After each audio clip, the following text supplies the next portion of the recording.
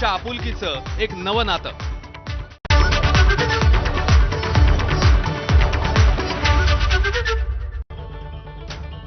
ब्रेकनंतर आपल्या सगळ्यांचं स्वागत. तब्बल 5 दिवसांनंतर महाराष्ट्र कर्नाटक बस सेवा सुरू झालेली आहे.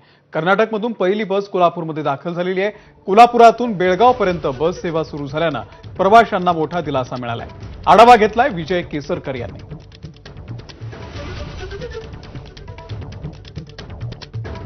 महाराष्ट्राच्या चालकाबाबत जी घटना घडली होती त्याच्यानंतर गेले 5 दिवसांपासून कोल्हापूर विभागातून कर्नाटककडे जाणारी बस सेवाही बंद होती. त्याचबरोबर कर्नाटकातून महाराष्ट्रामध्ये येणारी बस सेवाही बंद होती. मात्र आता ही पहिली गाडी आहे जी कर्नाटकची गाडी आहे जी महाराष्ट्रामध्ये आली, कोल्हापूर विभागामध्ये आली आणि ती पुन्हा बेळगावला जाणार आहे.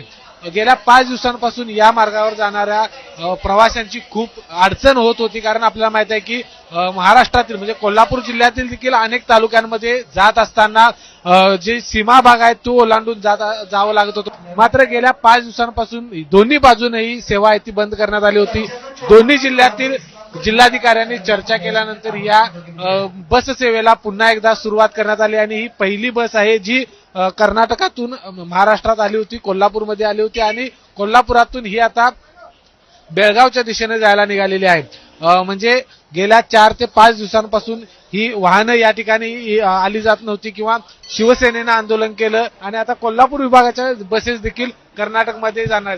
म्हणजे ज्यावेळी सीमा भागाचा मुद्दा तयार होतो त्यावेळी बस सेवा ही टार्गेट केली जाते आणि ती टार्गेट होऊ नये याच्यासाठी दोन्ही जिल्ह्यातील जिल्हाधिकाऱ्यांनी चर्चा केली आणि त्याच्यानंतर ही बस सेवा आता सुरू झाली.